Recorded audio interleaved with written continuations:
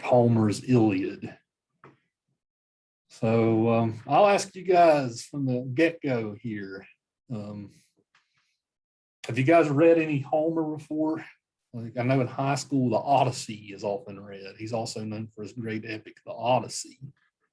You saying no, Sherry? Yeah. I haven't either. No. I haven't either. Right. No, it's good to know that we're encountering some of this stuff for the first time. I did in high school. The Odyssey or the Iliad? The Odyssey. Odyssey. Which school did you go to, Emily? I went to East, Wyoming East. Yeah, we are alumni of the same school, so. Okay. Yeah, so I read it there too, back many years ago. Yeah, so a little bit about Homer. Like I think I told you guys last week, Homer predates all the Greek philosophy stuff we did last week. It was about 399 BC when the Greek philosophers were at their peak in Athens.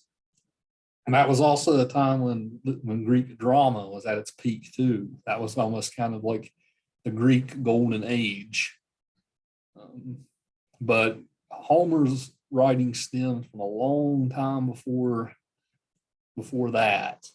His writing goes back several centuries, even prior to that. So this poem came about before even things started to be written down. Before that, pretty much everything was performed. So, they didn't have Netflix back in 800 BC, right? So, you have to ask yourself, well, what's a way to entertain yourself? Well, they would often like sit around the fire and tell these great stories of the gods and of these wars and conflicts, right? So this is how epic poetry was born.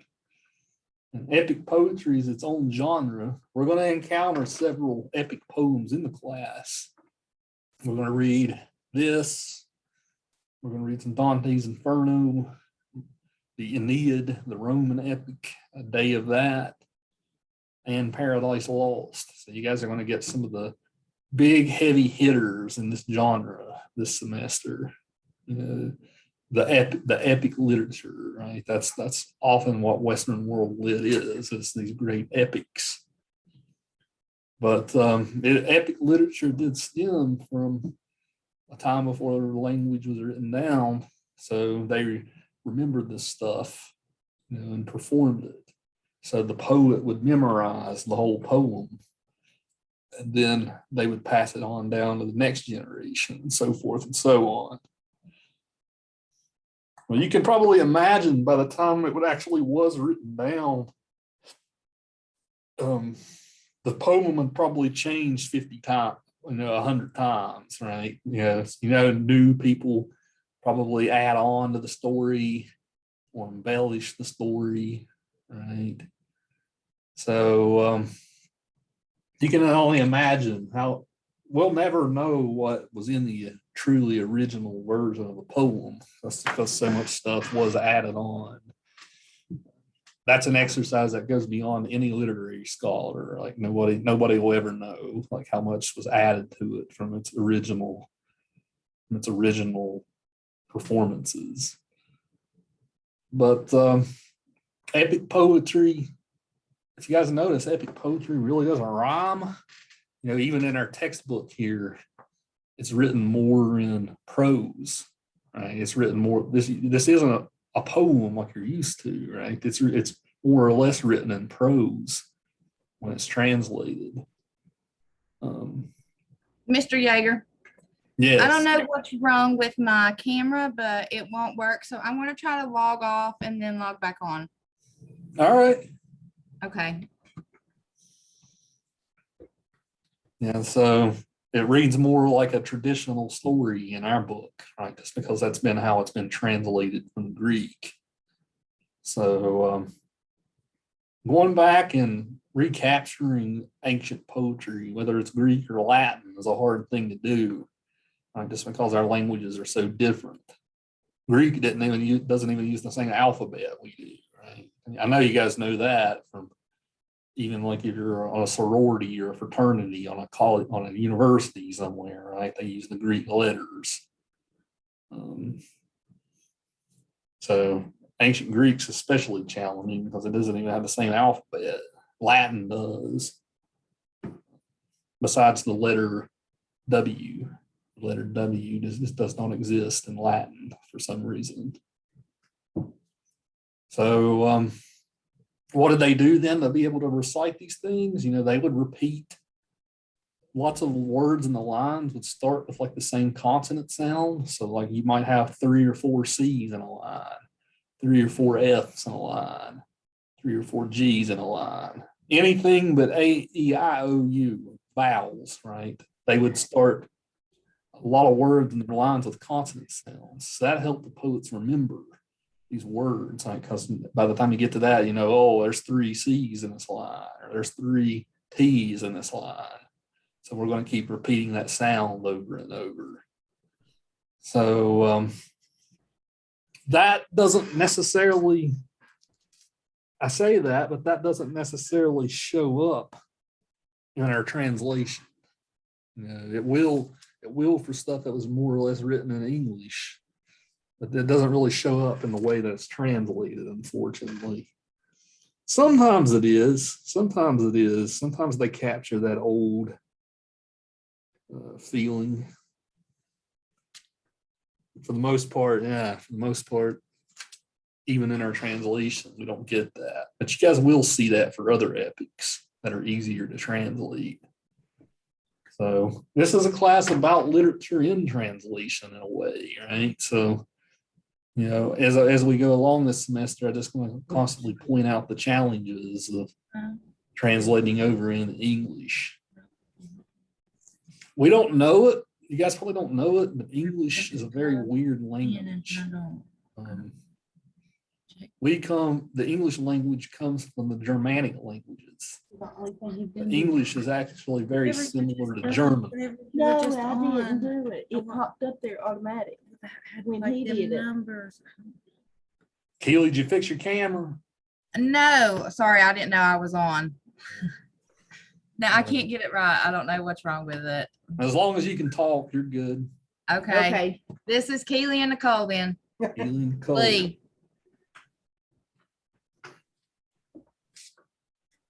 It's something popped up on my screen and Nicole didn't know what it was. Well, neither one of us. But and that's like it cut my video off. I don't know. And now It was something like a download of something. it started when you started recording. This is my first time.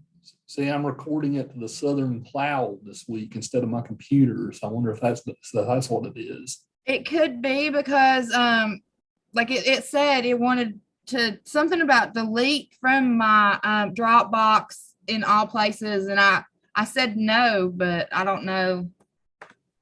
I didn't know I was saving the video too. I don't think so. Well, see, I don't know why that popped up there. I don't know what's going on, and I tried to log off and do it again, but it didn't work. So, oh well, we can hear and you can hear us, so we're here. It's all that matters. It's all that matters. Yeah, so it is good to see for all of you who don't turn your cameras off. Though it's always good to see you. I just wanted you to know that. But yeah, I know before when I've taught classes where everybody's got their camera off, it feels like I'm teaching to the void. Right. So that's kind of saps your energy away. But getting back to the point at hand, the epics, right? I was on the point that the English language is more of like a Germanic language. You know, our language is very similar to German. Why is that? Well, the ancient English The Anglo-Saxons, they came from this warrior tribes of people, right, who were up near Germany and the Rhine River. Then they migrated west.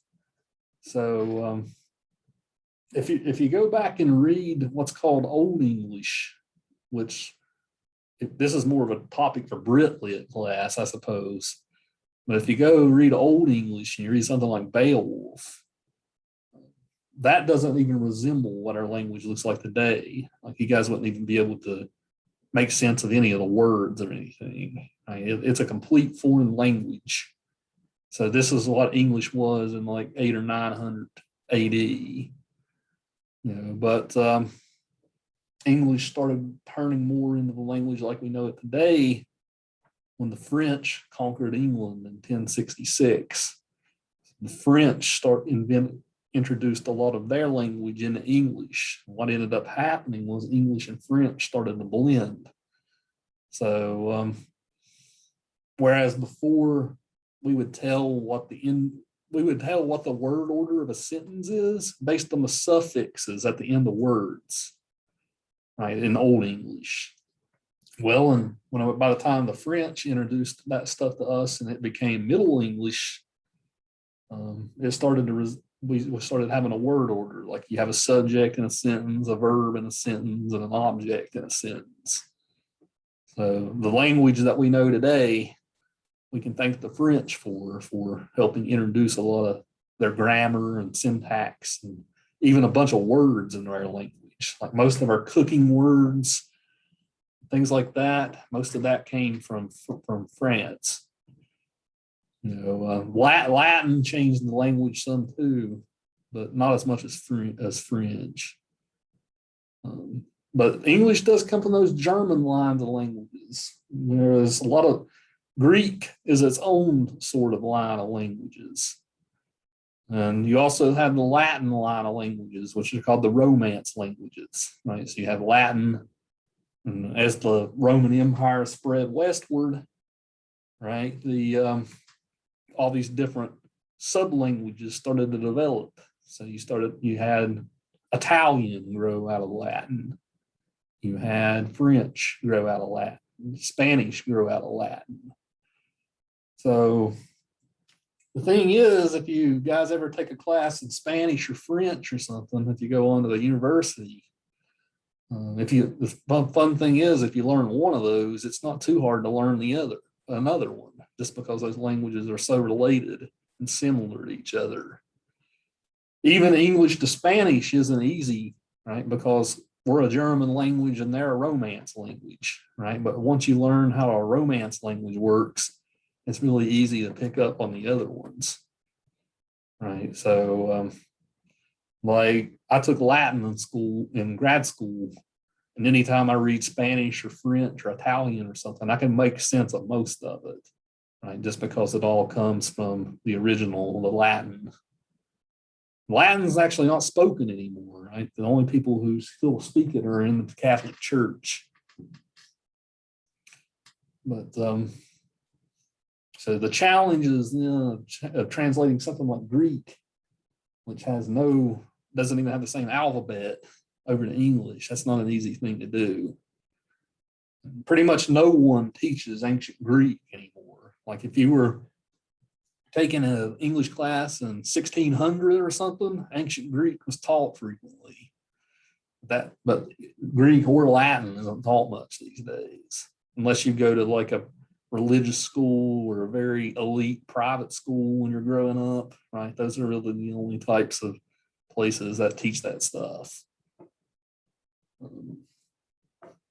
I know some Catholic schools have their kids learn Latin.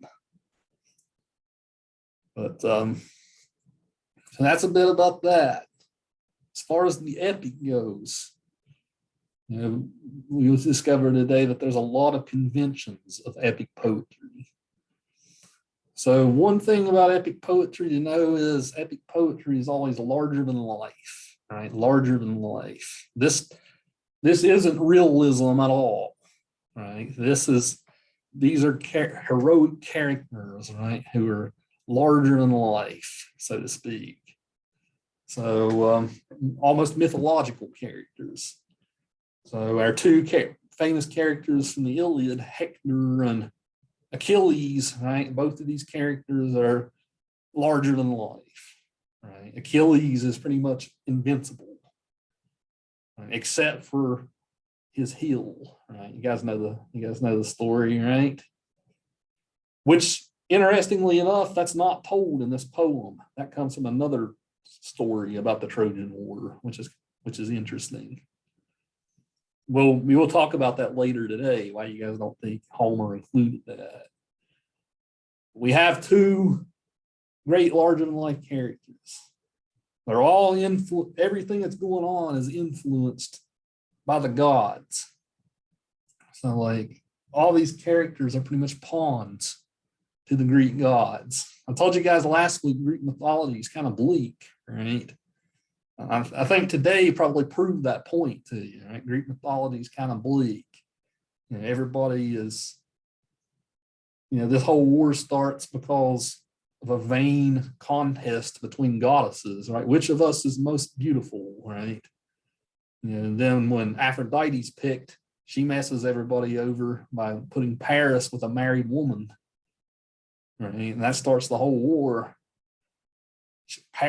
Helen doesn't have a choice, right? She's being influenced by the gods. She doesn't have a choice. She's a puppet to the gods. But then we find out that Hera, so if we're going to map out these gods, right? Zeus is in this, how they think about both sides of this war. Zeus is very kind of neutral, right? He wants to kind of sit on the fence a little bit here. I don't know if you guys gathered that. Sherry, you said you're gathering that. Yeah, but Zeus likes people on both sides, right? He likes Hector. Right? He's got children on both sides, right? You guys might know from mythology, Zeus was kind of a man-ho, right? He slept around a lot behind Hera's back, right? So he had lots of demigods, right? People who had god blood and human blood, right? They were still mortal, but they had larger than life qualities. But Zeus is kind of sitting on the fence. Hera, his wife, is very much on the Greek side, right? Hera is all about the Greeks. Apollo, the god of the sun, he's not. He's with the Trojans here, right? The Trojans are the side he picks out. And the poem actually starts with the curse that he puts on the Greeks for Agamemnon, the king Agamemnon, taking away his priestess at his temple. And Agamemnon kind of takes his priestess away and wants to keep her as a sex slave, pretty much, right? And Apollo gets mad and curses them all with the plague, and a lot of Greeks die. But we even see throughout this poem, since you pretty much read the whole thing by today, Apollo's always taking the Trojan side, right? There's a couple of times where he directly intervenes. I think with Patroclus, when Patroclus dies, right? Achilles' friend Patroclus, right? When he dies, that's because Apollo snaps his armor off, right? So these gods are influencing all the action here. It's going to invite some questions today. I'll be interested to hear what you guys have to say. And it'll invite some questions like, well, is this stuff fair? Do these characters have any choice, any free will? Or are they just pawns? If so, what's the implications of that? Right, so that'll be an interesting thing to talk about today. But epics with these larger than life characters, most of the time characters in epics have what's called hubris. They have, by the definition of hubris, is sort of like a personality trait, right? These characters usually have like one or two personality traits that define who they are. Well, with Achilles, his personality trait is his pride. Right? Achilles is very prideful in the poem. Right? We find out, I told you guys a second ago, when Apollo curses the Greeks to get his priestess back, Agamemnon kind of throws a baby fit. It's like, well, I guess I'm going to take your woman now, Achilles. Right? And then Achilles gets ticked off and refuses to participate in the war anymore. Right? So, well, why does he get? I mean, I'm sure it would tick anyone off, but Achilles is even endangering his whole people to lose this war just because his feelings get hurt. Right? He's very prideful. He loves himself. Right? He's all about him some Achilles. Right? So that's pretty much his defining character trait. Hector's defining character trait, well, he's brave, right? But he's also a family man, we find out, right? You know, he has his wife and his kid back in Troy. Of course, Paris is his brother, we find out. But we'll definitely look at that passage in a second that shows how Hector is very much a good old family man. So whenever we talk about Western culture, we look and we ask ourselves, what's the values of Western culture? Like, what kind of things makes us tick? Well, last week we talked a lot about metaphysics, right? Stuff about the soul and common beliefs and all that. Well, today we're kind of getting even like values that we have, like family values and stuff, right? This is where this type of, we start to see sort of the family unit, the importance of the family unit coming into play. Hector, a lot of that very much comes from Hector. So, which, about to get on a tangent here, but I find it extremely weird that our version of the book cut that part out about Hector that I had you guys read, right? When he goes to see his wife and kid. That's one of the most important parts of the whole poem, and they cut it out of this book. That's why I had you guys read that on Blackboard, right? Because I can't believe they cut that part out. I just want to go find the editor and just be like, WTF, why'd you cut that part? Right? It'd have been like 3 more pages in the book. Right? But so these larger than life characters. So because epics have larger than life characters, oftentimes the poet of the poem at the beginning, we can even kind of look at the beginning of this. But the poet of the poem says, okay, you know what? I'm just a human being, right? My imagination is limited. I can't fully imagine what happened with these gods and stuff, right? That's beyond my comprehension. I can't pretend to know what the gods are doing. And this will continue. Like even when we get to Paradise Lost, this is a Christian epic.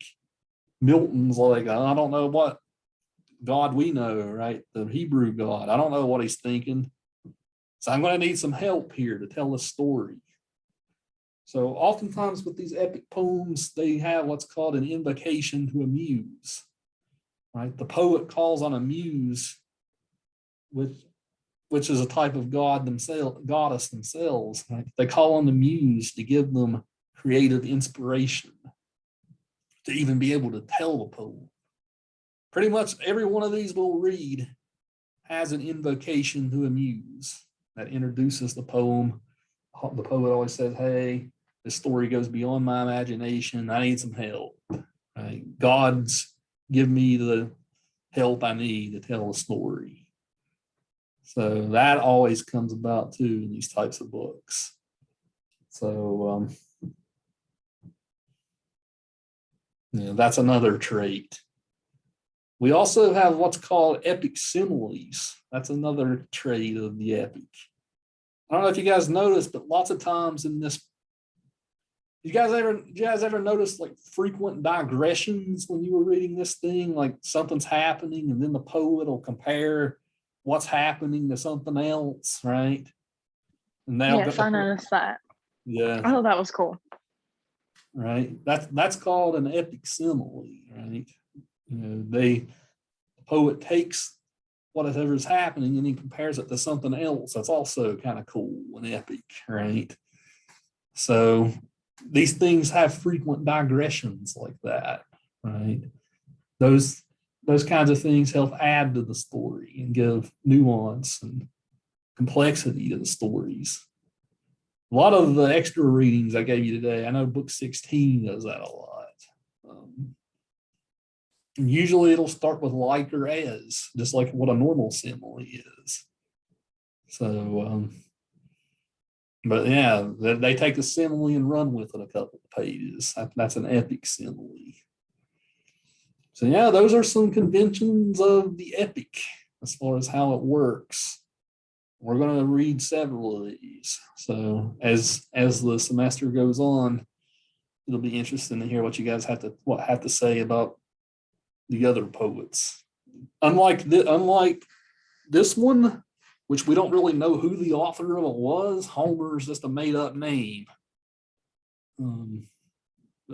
There might have been a Homer, who knows?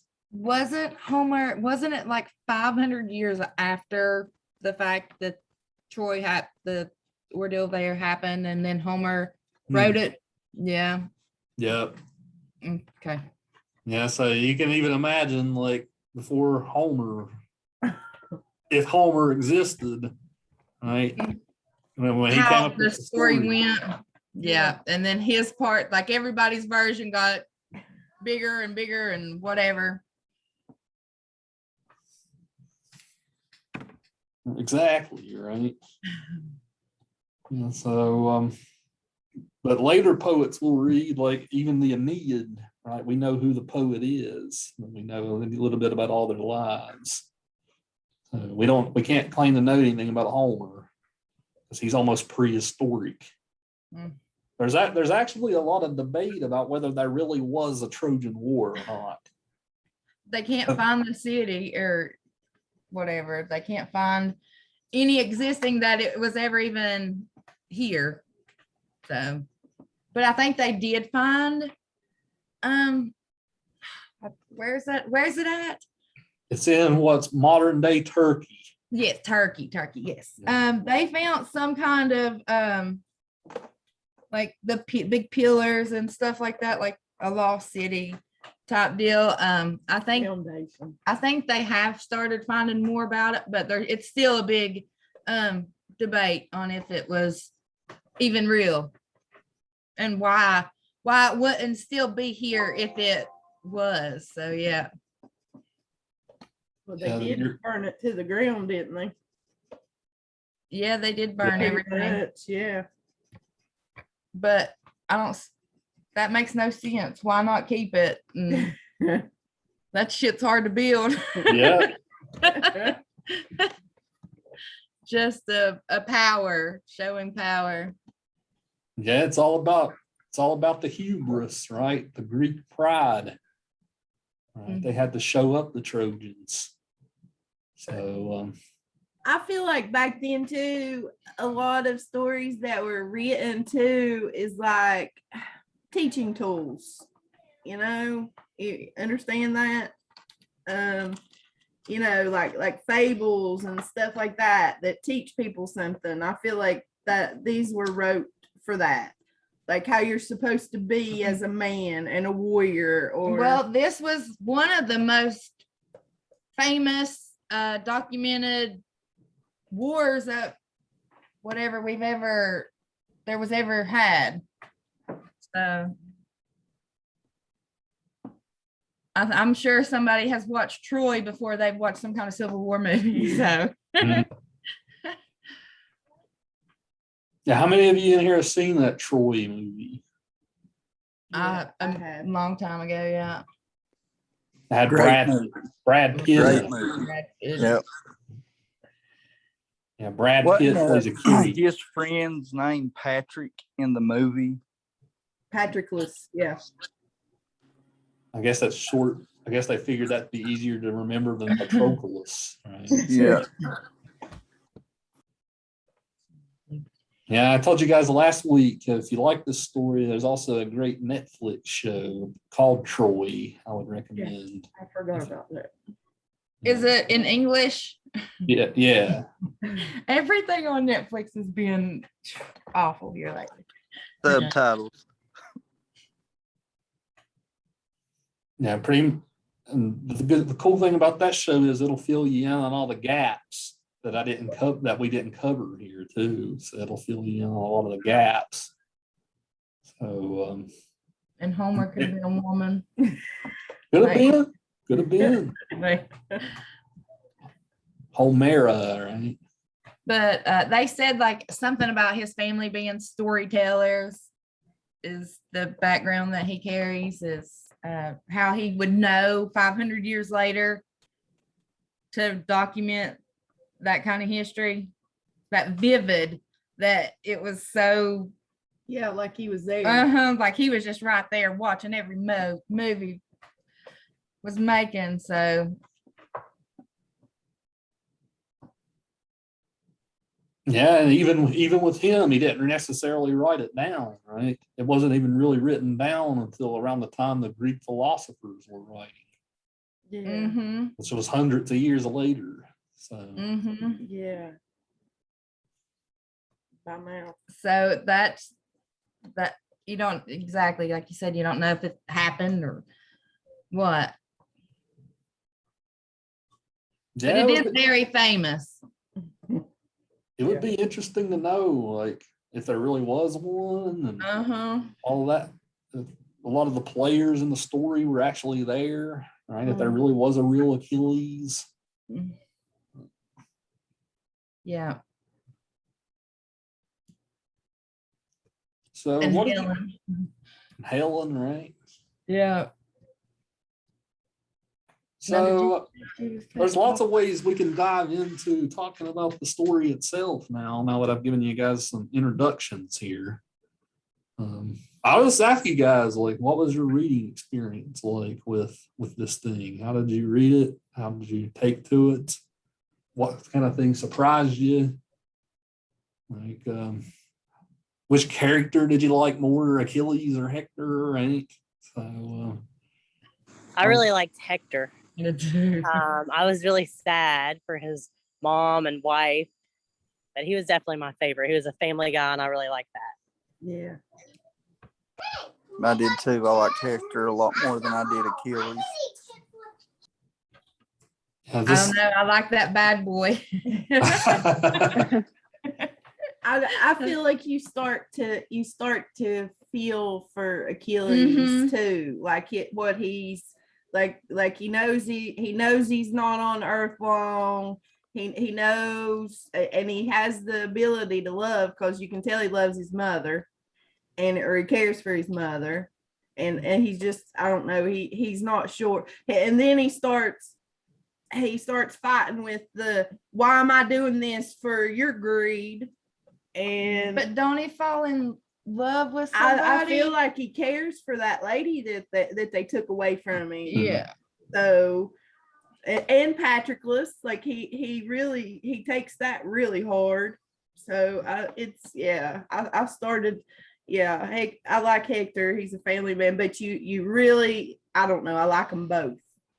But don't he take a one from Agamemnon takes she was a prize. Oh, Wasn't okay. she? I think. Yeah, she was a prize, and he gives it. He takes her back because he was mad, and then Achilles is like, well, I'm not doing this for your greed and your and why should I put my life on the line for you? Yeah. It's hard to blame him there, right? Yeah, I'm not getting nothing out of it. yeah. And then he offers him the whole world to come back because they're losing, and they feel it and they know it. So and then I don't know. That's when his big struggles start. And then Hector kills Patroclus, and that just that just, or somebody kills Patroclus. And that just sets him off. Yeah, Like he goes yeah. crazy. Yeah. Yeah, it was Hector. Yeah. So Yeah. that I think he gets pissed off more than anything. And that's why he wants revenge and calls him out. Yeah. Well, Hector asked Achilles to return his body after he died, and he wouldn't because of, I don't want to say it wrong, Patroclus's death. He wouldn't. He told him no because he was revengeful over that. Yeah. Right. Again, Jenna, that pride thing coming up, right? Yeah. That's a man thing, I say. Didn't when Hector, they didn't give Hector's body back either, though, did they? No, that's what Jenna was talking about. Okay, Yeah. yeah. Okay. Somebody, when I first started reading something, and in the book, like where I started it, they were also some Priam. Priam was asking for something, and I don't know if it was a body or something. Somebody had died in theirs, and I'm not sure. I ain't gonna. I can't remember. Well, my thing is I understand everything about Achilles, but the whole point to why Patroclus, or however you say it, the whole reason as to why he died is because Achilles was refusing to fight. So it's hard to feel sorry for him whenever. But then why did the gods come and like rip that armor off of him, and so he would die? Like that's what I don't. Do you remember that? Yeah.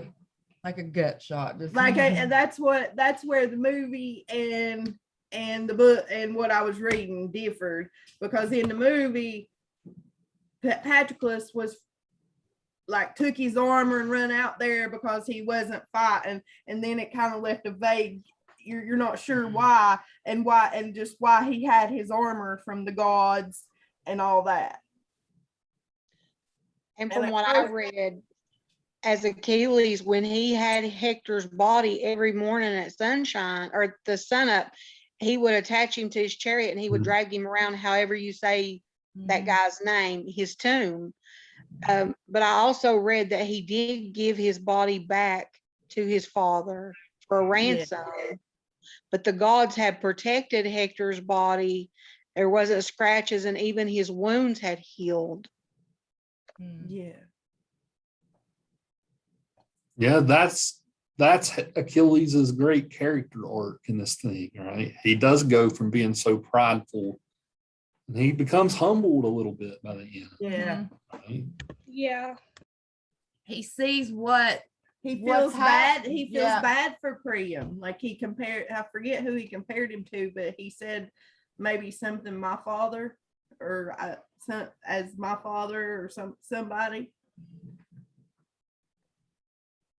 Yeah, he even gives like Priam like 3 weeks to do the funeral, right? Yeah, Which seems, and that everybody else is like, "What are you doing, Achilles?" And like, that can completely regroup in 3 weeks. Like, we're winning right now. Right? Yeah, but it ended up working out for him in the end. But he had honor. He was Honorable. Yeah, very. He was ferocious, but he was honorable. I think that's where like the mortal and the immortal spirit and pride, like you were talking about, the like you catch, everybody feels, but I caught that there's human feelings there, and then there's the God's feelings, like you said, they're using the mortals as pawns, but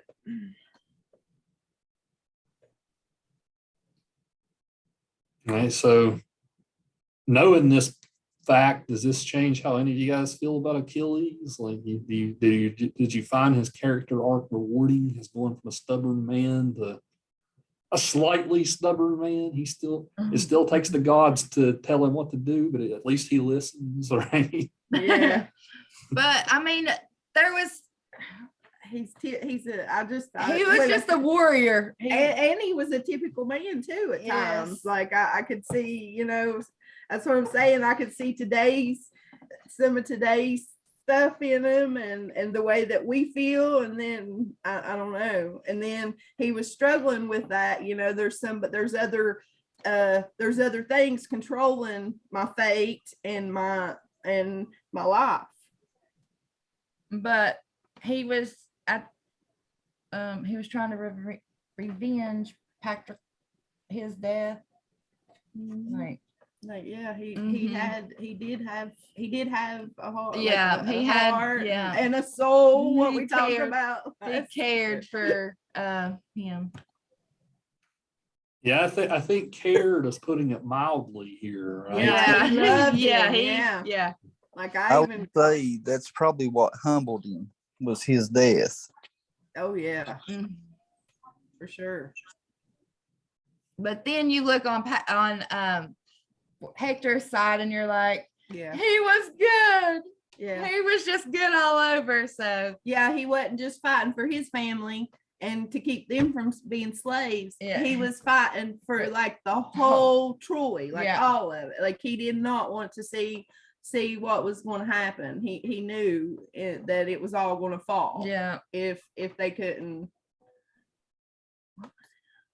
And I also All felt because of Paris. yeah, and I also felt like he knew that they were stronger too. Like he was up against some big odds like he was fighting with everything that they all had. mm-hmm.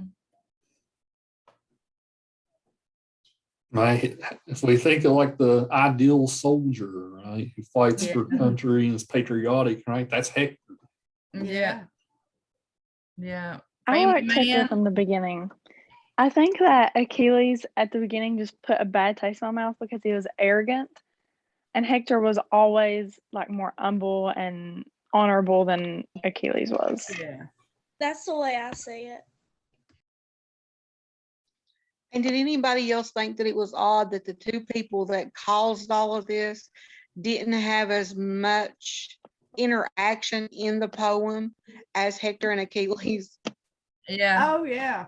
Like he was just gonna let his brother fight his battles. Like, there you go. Here you go. Go do it. Yeah. Go do it, big brother. At one point it even said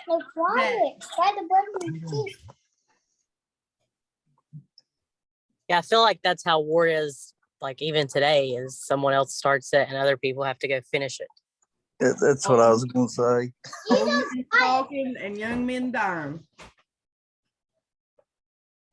Right. We're in the middle of that right now, right? With Yeah. Afghanistan. So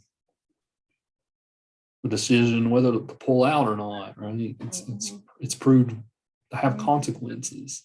Oh yeah. Yeah.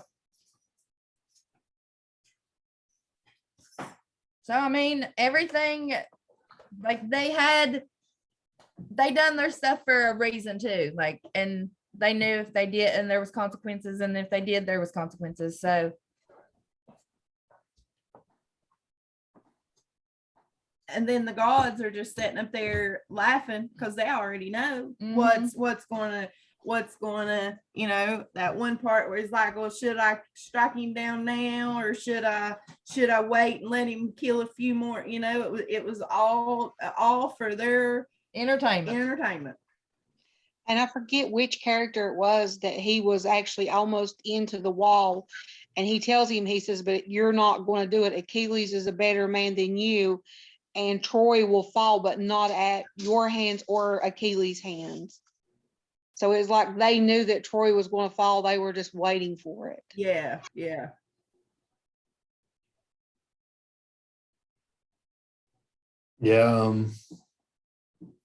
But which god was that told him that? Was it Athena? I'm not for sure. I would have to get it and look through it. Athena come and give him a pep talk, didn't she? Like Achilles, yeah. Yeah. She actually stops Achilles from stabbing Agamemnon on the spot, like at the very beginning. And she stops Hector from running so that he will face his fate. Yeah. Because he'd done run around the city like 3 times. And So then he tells him, I'm not going to run anymore. Even Did this, she appear as an ally? I can't remember the name, but say that again, Timmy. I said, didn't she appear as an ally to Hector? Yeah. I can't remember his name, but I can't remember the name, but it appeared as Hector's ally, and it got him to quit running. Yeah. Yeah, we even get the sense Hector was actually winning the one-on-one, right? But it's Athena's deception that actually causes Achilles to win. For an immortal guy's kind of whipping his ass, right? It takes the goddess's help. Yeah.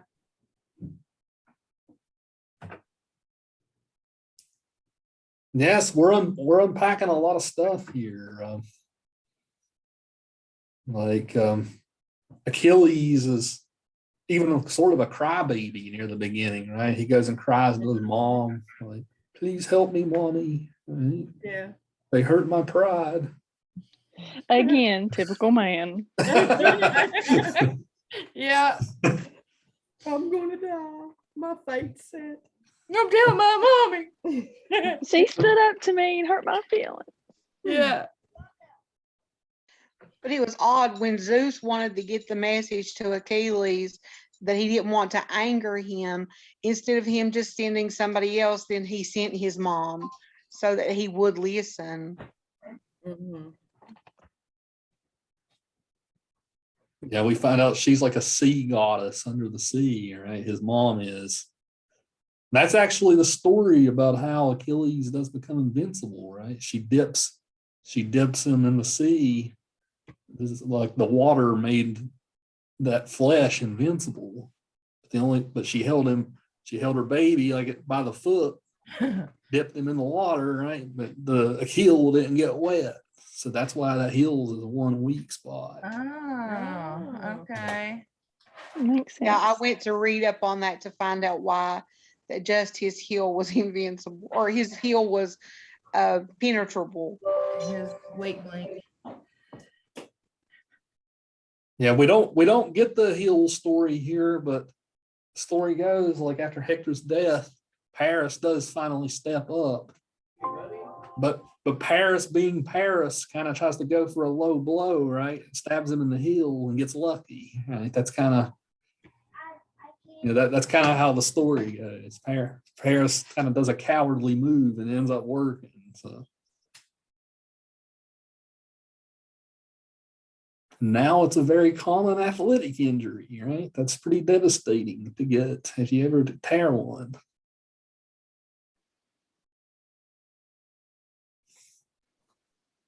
I kept waiting for the story because I didn't exactly know the story about why it was named after him.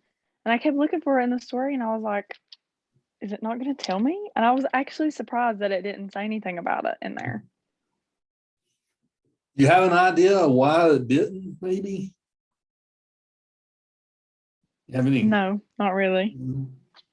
I think that I got the feeling that they wasn't showing, they didn't want this particular poem didn't want to show Achilles as weak, maybe. Mm-hmm. All right, that's definitely a possibility. But it was also war too. Like, I don't know. Well, yeah, the war's still not over, right? By the time the poem ends. Yeah. There's the story too about the Trojan horse, right? The Trojan. Yeah. Right. That's how the Greeks end up winning this. They build this horse and act like they left. All the Greeks hide in the horse. They take the horse in the city, right? And then the Greeks stab them in the middle of the night, right? That's kind of not very heroic, right? On the Greeks. Dirty. Win at all costs. How did they get that idea? That was Odysseus's idea. Yeah, Odysseus came up with that idea. He was the clever one of the lot. So he becomes our hero of the Odyssey. Odysseus is the hero of the Odyssey, his journey home, right? Okay. Are we going to read that one? Not the Odyssey, no. I wish, but we have a lot of stuff to cover. So we are going to read the Trojan Horse story, though. Okay. It was the Romans who told that story in the Aeneid. So as we'll find out when we get, I think the Aeneid's up for next week. No, 2 weeks from now. The Aeneid's 2 weeks from now. When you guys read that, you'll find out the character of that is Aeneas. And Aeneas is kind of a very minor character here, who's only mentioned once. But Aeneas is the great Roman. Like the story goes, the Romans were founded by Aeneas, right? Who was a Trojan. So Aeneas left the Trojan War and went on to found the city of Rome. So that's what the Aeneid's all about. And I then, have a question. go What ahead. happened to Hector's son? Because we didn't read that far into it. So what happened to him? They take during the Trojan Horse thing. They take the little baby and drop the little baby off a ledge. Smashes his brains. Oh, goodness. So, and his wife is sold as a sex slave. So things end very badly for Hector's family. Now I feel even more bad for Hector. Yeah. Right. The whole time she's like, Hector, we can still get out of here. Yeah. Right? We can go live a family life elsewhere. Right. But he's too honorable, right? He won't do that. So He's worried about Wasn't there tunnels? he's worried about that's the movie. We just found out that they don't get away like they do in the movie. It's horrible. Go ahead. Like, I didn't know until like we just started this that this was pieced together by different stories. I think like I can't wait to get through some of these different There's like 16 of them. poems and stuff. That's awesome. Oh yeah, the poems divided into what's called books, right? But yeah, you guys only read 5 of the books of the whole thing. I've never read the whole thing entirely myself. I have a copy of it, but I haven't read the whole thing myself. It's a pretty long poem. 24 books in the whole thing. So it's very long. Wow. In the other books, you get a lot more development for all the other characters. Priam, Hecuba, his sister. Cassandra's the sister, I think. She's not talked about much here, but she's kind of the prophet who predicts the fall of Troy. Right? She's cursed by the gods. We'll get her in the Aeneid too. And all these other characters are fleshed out in these other books, which is why. So I'll ask you guys this question: they left book 6 out in our textbook, which is the part about Hector and his family. Well, if you leave that part out, what's missing? What's missing here? I think our textbook people are Achilles fanboys. Oh yeah. That's what it seems like. That's what it seems like to he was me. coward running and They don't want you to feel bad. They don't want you to have that. That's what why I was saying it's like that yeah. big empathy that you feel for that family man that's trying to do right. And just the beast is after him and he won't stop.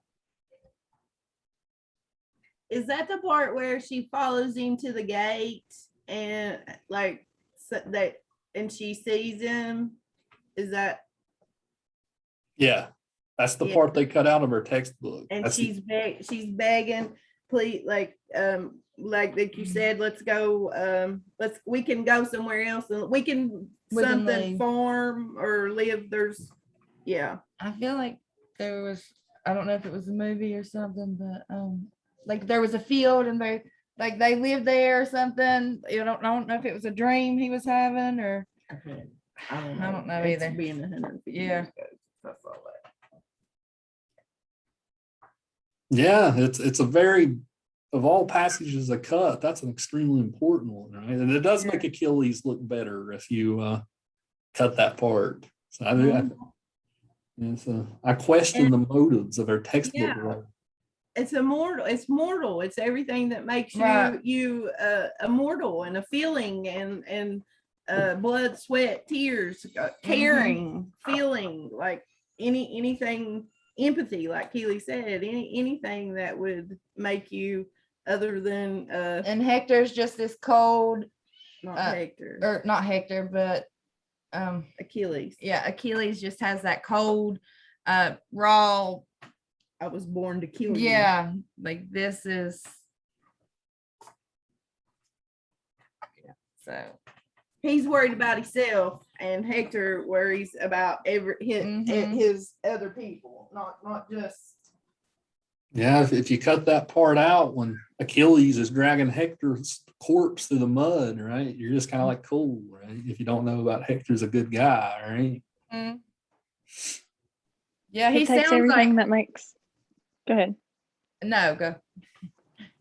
It takes everything that makes Hector human, and it makes Achilles look more noble, I guess, or more. Immortal, yeah. Yeah. Good job. You put it into words, what I've been trying to do for 15 minutes. Makes like him the look book- more godlike than what Yes. he actually is. They took all the human qualities out of this. Yeah. I feel like the book was wanting us to be like, by taking that out, they wanted us to be more for Achilles. Yeah, I think you're exactly right. So I wasn't punishing you guys by making you read that PDF. I was giving you an essential piece of the puzzle. So let's take Or a just to see like how two men can be so different, just without the family part putting involved, but just how they can be different in war, I guess. I don't know. right. Yeah, they are very different men. Right? Yeah. But that's what also made me, that's what I was talking about earlier. That's what made me start paying attention to those human qualities too. Like that's why I started feeling bad for Achilles too, because like he did, if you were paying attention to it, like he did start having like those, he started having, Yeah, like at first Feeling. he just was not he gonna didn't care. give them their Hector back, and then he gives them 3 weeks, and they get to regroup, and just he starts to feel, yeah, like you can see him growing. Yeah.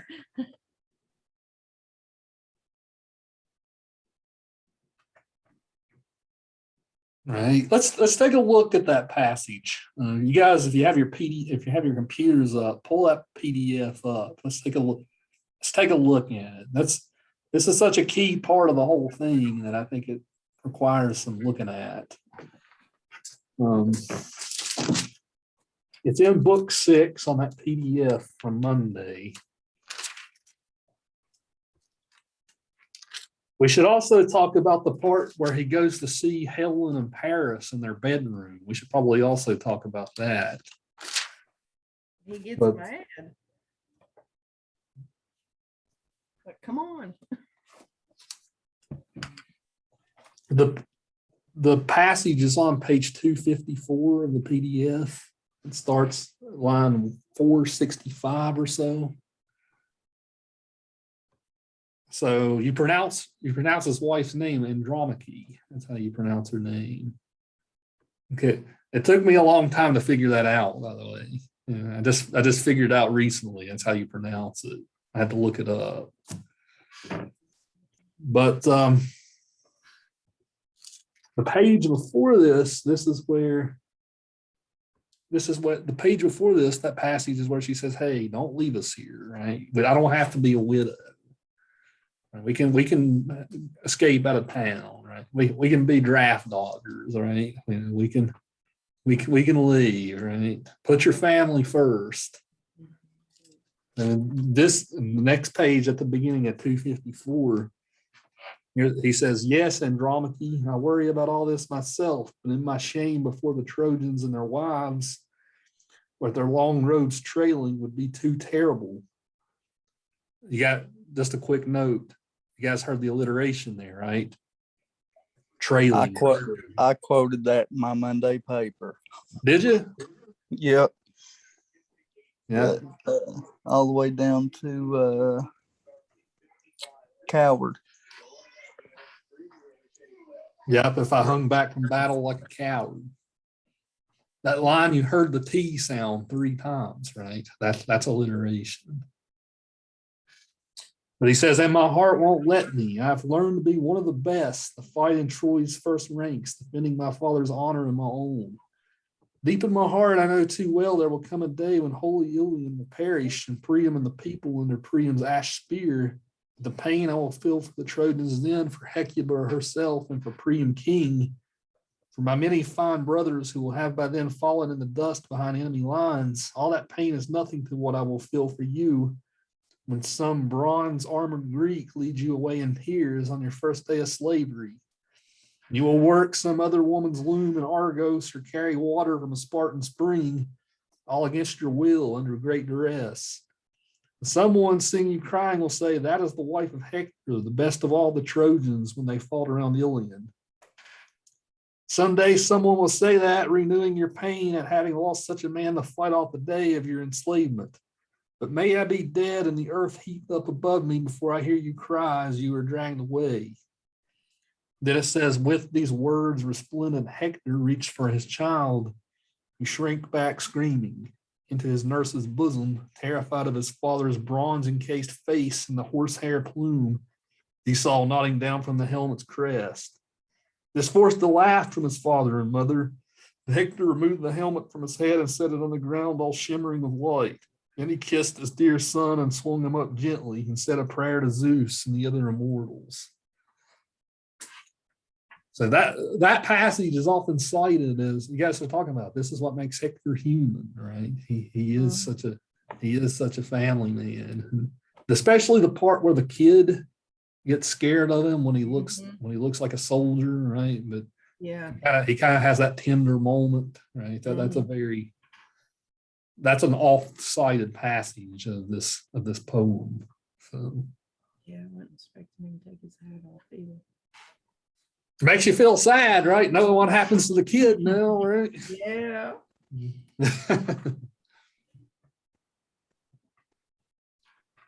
The Greeks kind of look like the bad side on this, in my opinion, I think. Mm-hmm. Yeah, especially with this other passage. If you didn't have it, like with the book not having it in there, you would not feel that way at all. Right. It was just an excuse to start to start it. It's great. Yeah, like I think it had been brewing before. I think he just wanted to conquer Troy because that Yeah. hadn't been done. Yeah. And you Well- could have really lied to us about what happened to the kid. You could have been like, they took him and raised him as their own, and They got away and lived I happily. could have ever went forever without knowing that. Yeah. About that poor child.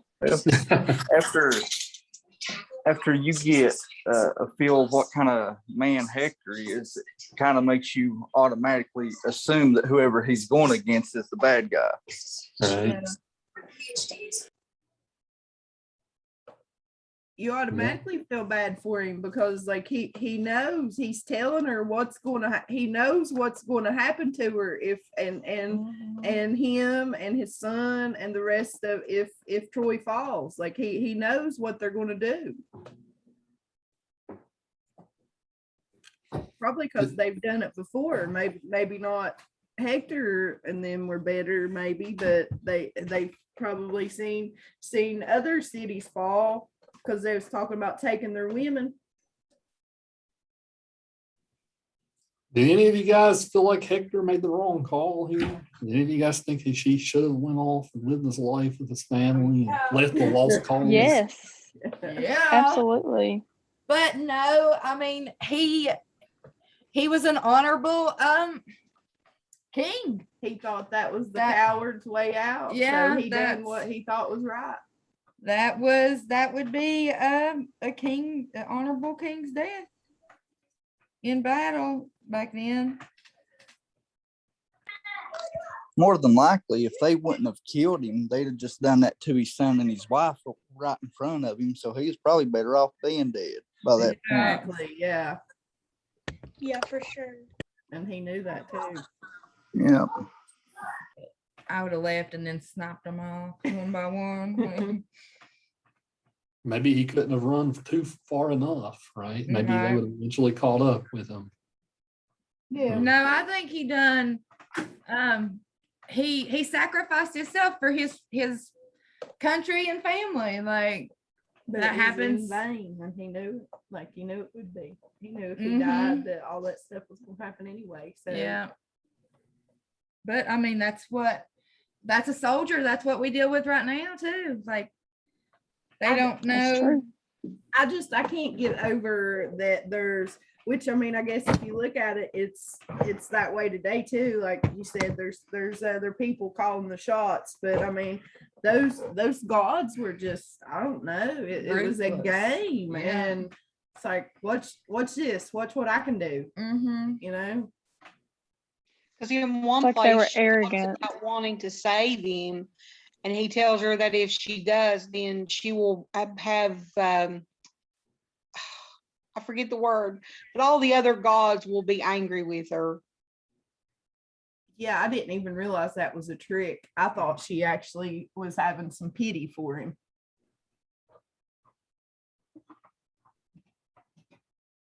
Which of you guys said that you wish Hector would have went off with Andromache and his son? Which of you said that? That was me. Give us the counterpoint here, Jenna. Yeah. Well, just because of his family, like I can't imagine being his wife with his child, with his newborn child, knowing that he's probably gonna die. And then what ends up happening to his wife and child, like that's even more horrible. And it makes you think like if they would have went off and ran away, would that not have happened to them? Yeah. could Yeah, a be. lot of things could have changed if like he would have done something differently. But then he would have to watch his city go down like that. Like that would That's be true. He would have that would be he would horrible. have been leaving a lot of people. Yeah. But I still And you have feel to like think, Troy would have lived on because they could have like took some people with them and reproduced, and like at least something we would have known today if it existed because somebody lived. Sorry, I didn't mean to cut somebody off. well, and you think too, he was marked for death by the gods, and had Yeah. he not died at Achilles' hands, he would have died at somebody else's. He Mhm. may have broke a limb and got a blood clot and died, got some kind of infection, something would have happened. Yeah. Mhm. And then Maybe- the God leave his body. They'll protect his body at death, but and not have a scratch on him, but it wouldn't save him. Do you think the gods would have truly let him leave though? No, absolutely No. It's not. like he was just a pawn, so Yeah. they was wanting to watch the game play out, so they weren't gonna let one of the main pawns just leave.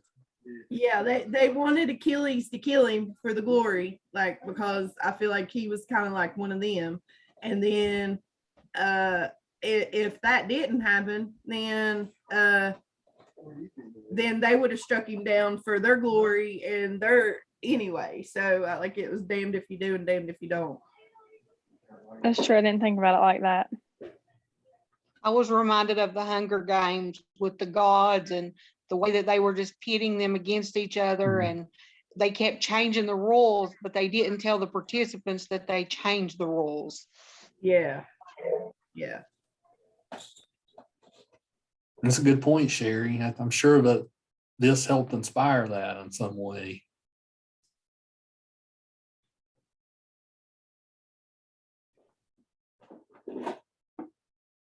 Yeah, so what about when Hector runs from Achilles? Hector seems pretty darn perfect right about now, right? What about when he runs from Achilles? Does that take away any of your feelings about Hector? I would have ran from him too. Yeah. Yeah, I would too. Yeah, I think He it was a shows him as demigod human. against this poor little human. I probably would have ran too. Mhm.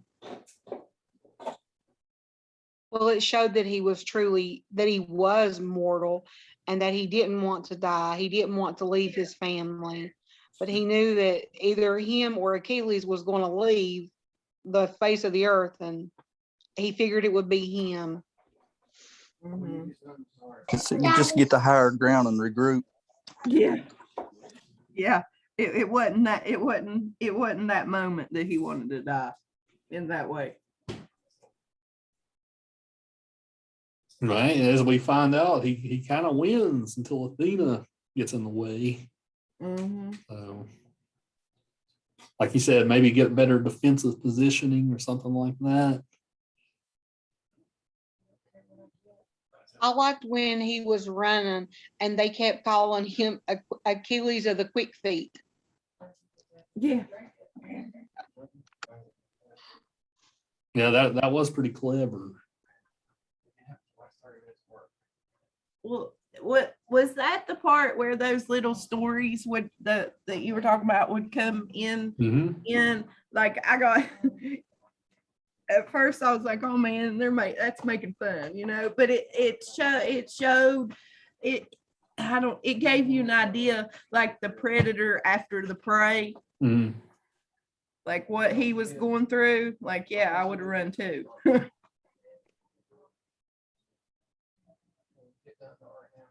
Right. At the end of the day, we got to look out for our own necks, right? So, Maybe he thought that he was in better shape and was just going to get Achilles winded a little bit and it'd give him a better chance. Yeah. Achilles is all muscles, right? He's trying to win the aerobics game here, right? Yeah. It was odd, even though as he was a demigod, he still couldn't catch Hector until Athena intervened and she told him, well, I'll get him to slow down, I'll get him to stop and face you. But even though they kept saying he had quick feet, he still couldn't catch him. All muscle and no brains. A typical man. Should make it Yeah. Achilles or Hector's the track star here, right? Achilles is the weightlifter, right? Yeah. Yeah, when you're a weightlifter, you're not running. No. Power lifter and a track star. Yeah. Now you don't see too many who do all both, right? No, me and my husband love working out, and we do not run at all.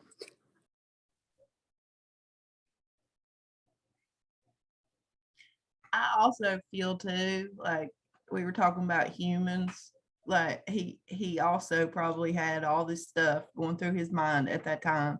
And it was probably giving him power, and he probably was floating, like flying, because like he's thinking of his son, his wife, and I What's just gonna happen? and what and I just and then Be a hell of he a has adrenaline. all that, and just Achilles is I don't know, like he after Patroclus died, he had something to fight for and something, like he did care, but Hector had a whole lot more to lose than Achilles, like, and he knew it. And It was more of a game for Achilles at first, and Hector was going to lose everything yeah, until what's his name dies, and But and it probably was making him tougher, even as a human. It was making him tougher and quicker, and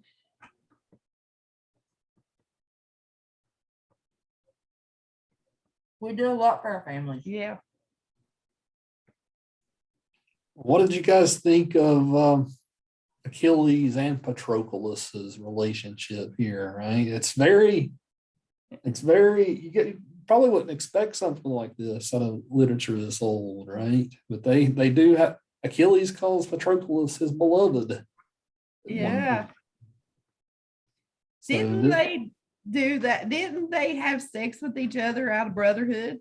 Like that was a brotherhood thing, and No, that was a thing back then. Like, and they were Yeah. laying with two women beside of each other, and yeah, so Yeah, the Greeks were pretty loose when it came that to was the sexuality. normal. yeah. That was the normal. Yeah. I know that there's a book called The Song of Achilles, I think, and it portrays them as like a couple as well. Mhm. I got that. I've read that somewhere too. I haven't read that. I'd like to read that.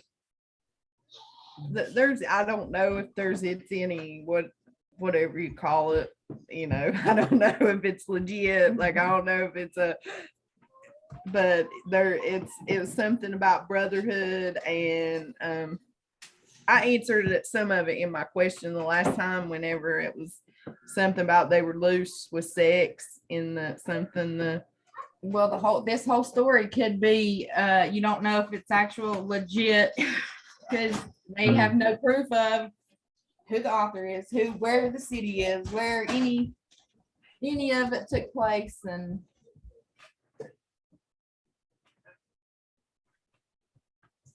Yeah, this goes to show you how much mores have changed, right? So, ancient Greece, this kind of thing was accepted, right? But even today, it's not as accepted as it was in ancient Greece, right? So that's No. It was a giant whorehouse back then. yeah. like banded. After that, it was like banded, and nobody talked about sex or After the yeah. And I figure it'll get real. It'll instead of loosening up, it'll tighten up here in the next Coming when we weeks. start the Christian. Yeah, sex will come up a lot, even in Paradise Lost, because like when we read Paradise Lost, it's about the Adam and Eve story, right?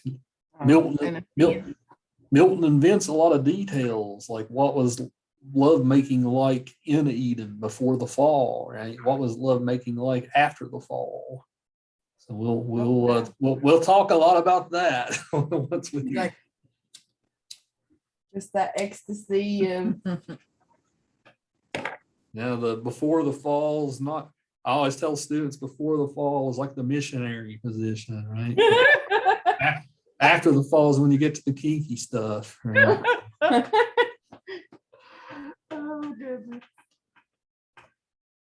And so, I can't wait for that one. watch now. We got kids. Yeah.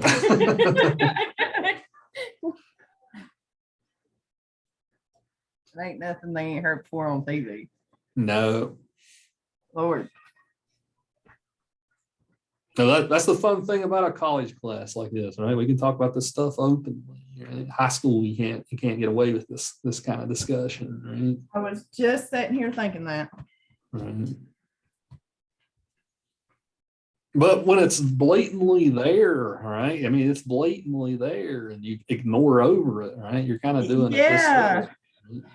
And it don't, you kind of get you're like, even though you're sitting there in your seat in high school and whenever, and you're like, okay, whatever, really, you don't believe it, and you don't get into it, and you don't, when somebody's trying to lie to you that it didn't, oh, that's not what it's saying. Yeah, I mean, even imagine, like, let's say a kid already knew they were gay, right? By the time they got to high school, right? Reading something like this might, give them something, right? Yeah. Might help them out. Yeah. I mean, Yeah, not so- in a bad way. Like, I No, mean, yeah, it'd be reaffirming. yes, stuff. yes.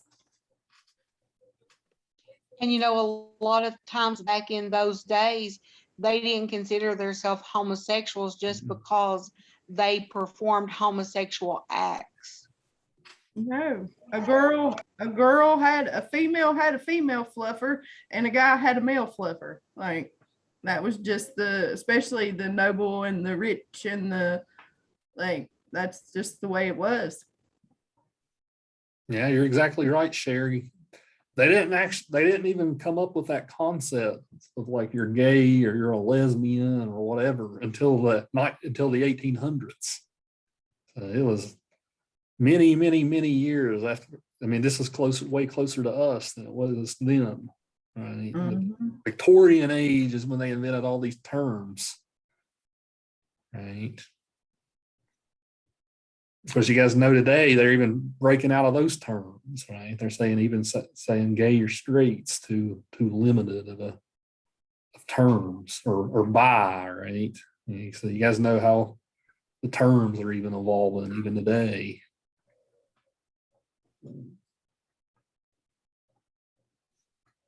Yeah, you guys are exactly right. Oftentimes an older man would take on a younger boy as a protege, right? And that became part of their relationship. And that lasted all the way up through ancient Rome.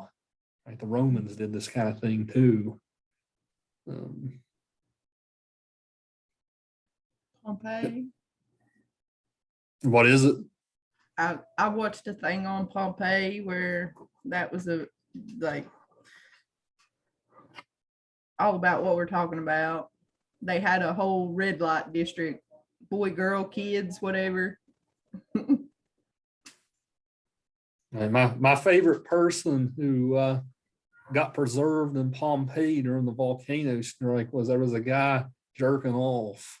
He was preserved, and the volcano preserved him, like doing the stroke, right? Goodness, I hadn't seen that. Yeah, look it up. It's pretty funny.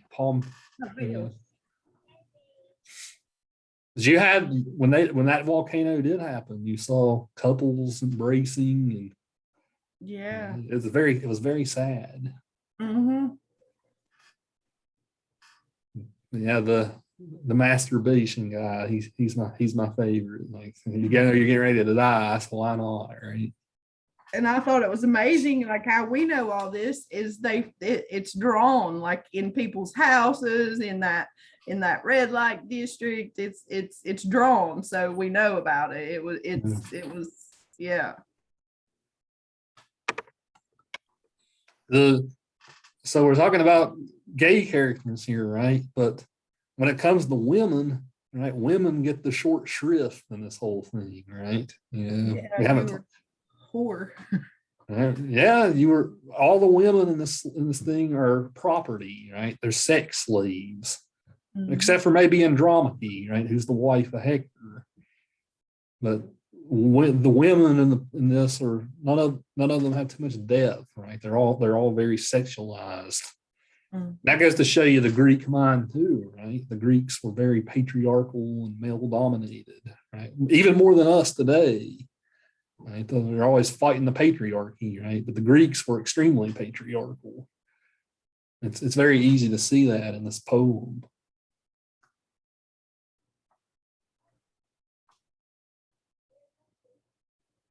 How did you guys feel about the depiction of women in this thing? Even the goddesses, Hera, Athena, right? You can include them in here too.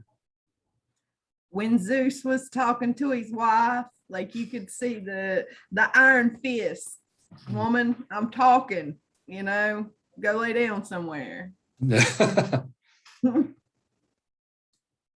I said, He eventually has to put his foot down, right? Yeah.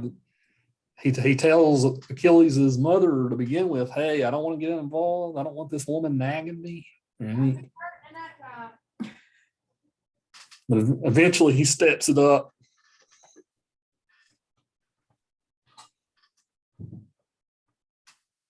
Yeah, I The mean, men were, sorry, go ahead. no, you go ahead. The women or the men were very self-righteous towards the women, like she said about the iron fist, and they were very sexualized too.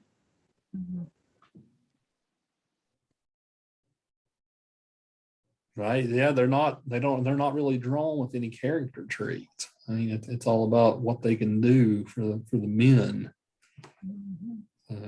And apparently they didn't like children since they threw a baby off of a wall. I'm going to have nightmares about that, just so you know. Yeah, they did that because they didn't want Hector's bloodline to continue. Right? They wanted that bloodline to die out, so that's why they killed the kid.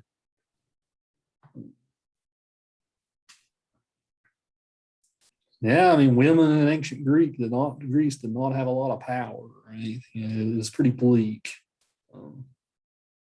You didn't really see a lot of writers of Greek writers, women writers, except Sappho, right? Sappho is really the only one we got that shows us what women were doing in ancient Greece.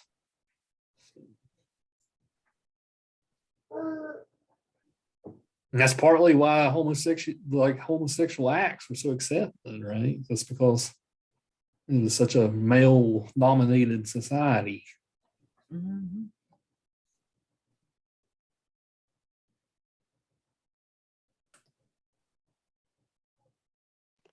And it makes you wonder, did they choose to have sex with the same sex so that their wives didn't feel threatened if they were having sex with other women? And that way they didn't have to worry about having children with those women either.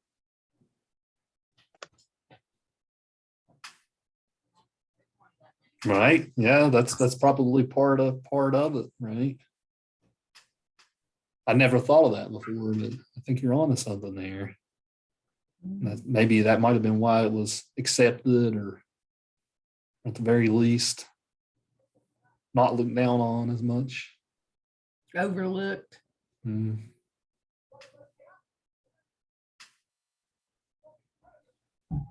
Well, even if you think about it, like, you can say, oh, they were a much more liberated society, but even that was a little weird, right? I mean, when an older guy, like in his 50s, is taking on like a 15-year-old boy, right? That's a little, as a protege, right? That's a little odd, right? So,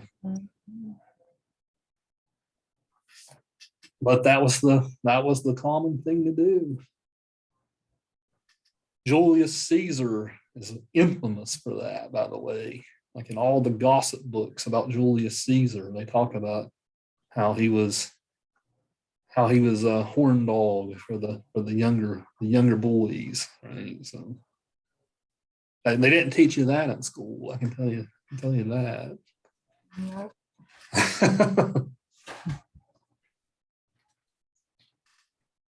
But then I also read somewhere that, like, I've got two different views, that like it was okay for men, but like if you kind of like today, if you were caught, if your wife was caught sleeping around, then that was like he could put her to death and all that stuff. And so things didn't swing both ways. Like it was very one-sided. Right. We're in a couple of weeks, we're going to read a play called Lysistrata. And that play is about the women get sick of the men's shit and want to end the war between the Spartans and the Athenians.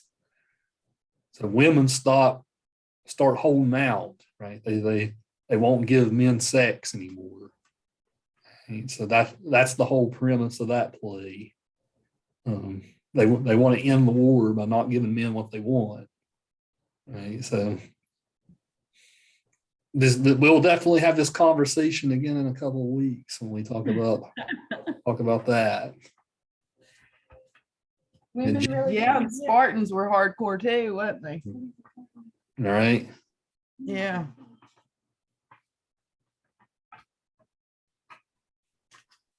Yeah, it doesn't work out. Spoiler alert. It doesn't work out. Yeah.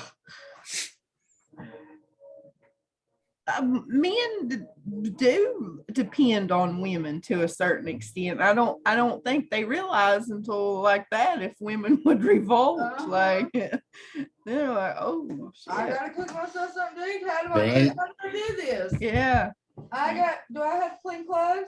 No. Well, how do I move clean? Yeah, so that'll be a fun one to talk about here in a week or so. I mean, And they depend on their bloodline and their heritage to come from a woman. So I mean, yeah. and look how whenever we went to war and the like industrial age came and the women just went to work. yeah they just strived and I guess they thought that we would not know what to do and then the Great Depression hit like when they came home like so Right. Some societies in the world today are still extremely patriarchal, like Saudi Arabia, for instance. Yeah. They won't even let women drive over there. Right? that's just crazy. My aunt served over there, and she said it was nothing to see a 6, 7, 8-year-old boy driving his mother around, and yeah, she said it's crazy. Like they'll beat on them and everything right in the streets. Yeah, I taught a lot of Saudi students in Morgantown. Some were women, right? And they would always have to get a lift after class, right? So they still followed those rules even when they were here as students. So. Yeah.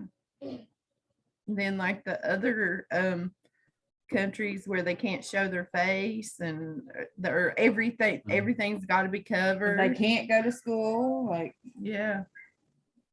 a woman's place is at home and to do what a man wants. Like, Well, I mean, even around here, right? Those values still hold true for a lot of people, right? I mean, even around here, there's still a lot of the traditional family dynamic, right? Yeah. yeah, Yeah.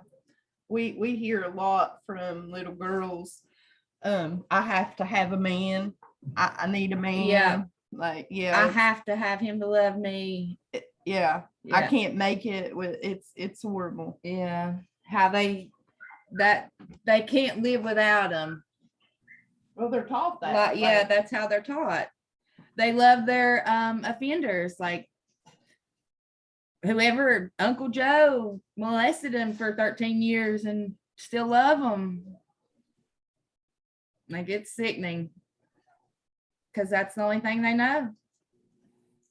Yeah, there's been stories about that kind of thing happening with like even Amish people, right? Oh yeah. So, like molestation in the Amish communities, and if a girl tries to say anything, she's exiled instead of the accused person, right? Yeah, Mhm. I could see that. Not the victim, but the Cause that, like, I don't think women have any power in that society either. Like, Nope. yeah. Yeah, so it still exists. It still exists, right? Yeah. oh yeah. It makes me think of that 19 Kids and Counting. Didn't like one of the brothers do something to the sisters that came out or something? Yeah. Are you talking about the Duggars? Yeah. Yeah. Mhm. Yeah, I don't know a lot about that. Any of you guys know what happened about that? I know about it, but I don't know the details. I remember seeing something like one of the brother, and he just got in trouble here a couple months back too for doing something. I thought he like touched one of his sisters or something like that. I can't remember the full story, but I know he just got in trouble a couple months back again. Yeah. I saw Mm. that. Yeah, let's bring him back into the house. Yeah, I don't think they put him out. Like, or like. No. Got him help. Yeah. That's something going on with him there. why go down the street when you can go down down the hall? Right. I think that he was arrested for child pornography. Yeah. That too. Mm-hmm. That might have been what this last time was a couple months ago. I remember seeing him Yeah. all over the news. Yeah, I think he went to. I think he like got like something like I don't want to say jail, but it was the law got involved this time. He got away with it last time, and the law got involved this time. I don't know what happened, but he was arrested.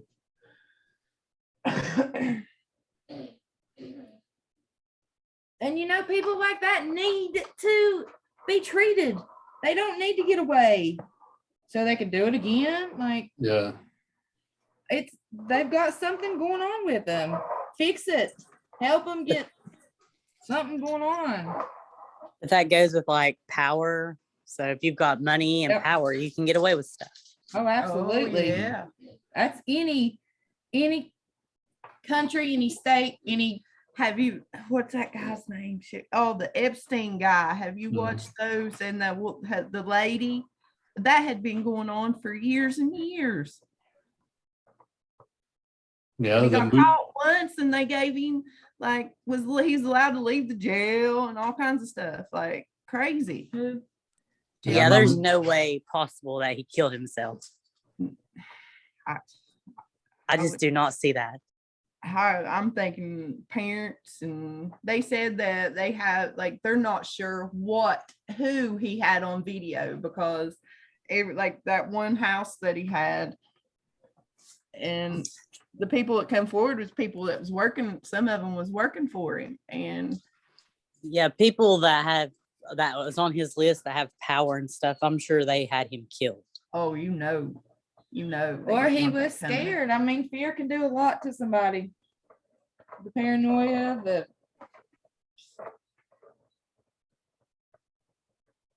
Yeah, We- he knew we just- it went away. We just, in my movie class, we just finished talking about that Weinstein guy, the producer, who was apparently like did this kind of thing over and over with actresses, right? He would, Mhm. in order for them to continue their careers, he would coerce them into doing things or not, right? If they refused, that would end their careers, right? He was kind of a creep. very sexist. We deal with that still. Like, that's an everyday issue women deal with. But I think I'm glad it's coming to the front. Yes, and that absolutely. things is getting, people know, back we- then they would just say, "Oh, that's what happens." yeah, we like- don't have to take it now. Yeah, That's just like Larry Nassar, how he sexually assaulted, like I think it was over probably 100 girls that he coached, Oh. or he was the doctor in the Olympics Yeah. for all the trials, and he sexually assaulted so many women, and so many of them started coming to the front after one of the girls was like, hey, he did this. yeah. What? Yeah, these stories that come out are harrowing, to say the least. Smoke this. All right. Well, guys, I feel like we had a pretty good talk about the Iliad here. I feel like you guys got it, and you guys all appreciated it. So let's come up with a final tally. Who here is Team Achilles? That would be Keely. Keely. Yeah. I think, Nicole, put Nicole on Achilles too. Both of you all. Yeah. Because I know we're the only two. Don't leave me hanging, sister. The rest of your Team Hector. All the way. No, this just kind of shows you like the values that you all have, right? If you pick Hector, right, his values are more similar to ours, right? So he has aged more better than Achilles as far as the thousands of years that have gone by since the story was first told.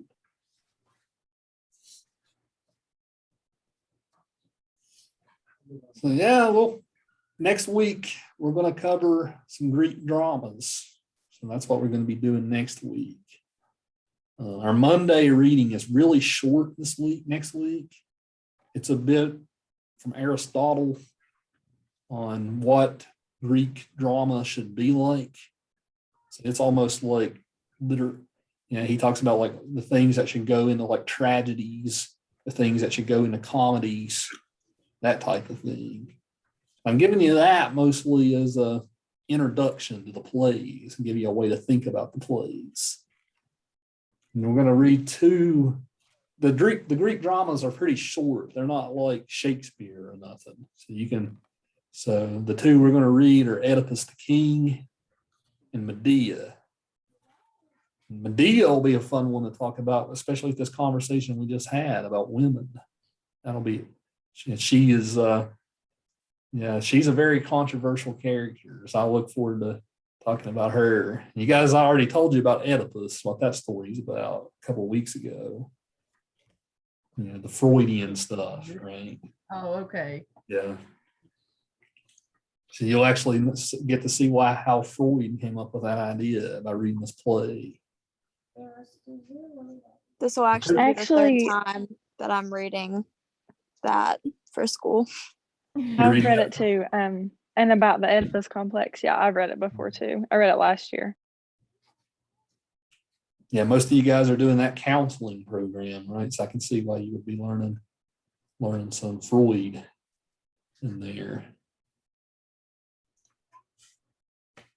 Yeah, it'll be two very good plays. We'll have fun next week. Yeah, I enjoy this. Yeah, we have a good the reading, but I forgot to do my Monday assignment. Can I get on there and do it? Yeah, I sent you an email about it. You can make that up. Yeah. Okay, thank you so much. A couple of you in this class are in that boat. Yeah. I noticed some names here. A couple of you are in that boat, but so don't forget the Monday posts, even though you don't have to do the Thursday ones since you're doing Zoom. Yeah, I can't remember anything. And we I'm talk sorry. about it. We talk about what we're going to talk about Thursday, right? Oh, in the Monday post, all you talk about is the short reading. Oh, okay. Short So like reading. next Monday, I'll give you some questions about Aristotle, and that'll be it. Okay. So you do give the questions to Mhm. ask. Okay. on the Blackboard. Oh, It's okay, on yeah. there. Yeah, on Blackboard, on the discussion forum, or you can get to it on the module too. Either way, it'll take you there. Okay, yeah. Yeah, so that'll be Aristotle's really short. That won't take you 10 minutes to read. So I'm taking it easy on y'all next Monday. So Thank you. yeah, mostly because reading two plays on Thursday, that'll take some time. So I'm giving you more time to focus on the Thursday readings.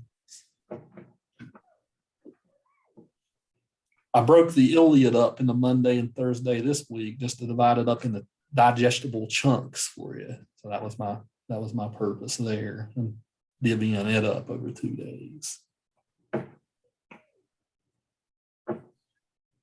Yes, so we'll see you guys next week. You guys have a great weekend. Thank you. See ya. Too. Thank you. Have a great weekend and a happy holiday. Enjoy your Yeah, Labor you Day. too. I forgot about that. I don't know how to do this, Kaylee. You're gonna have to log off here.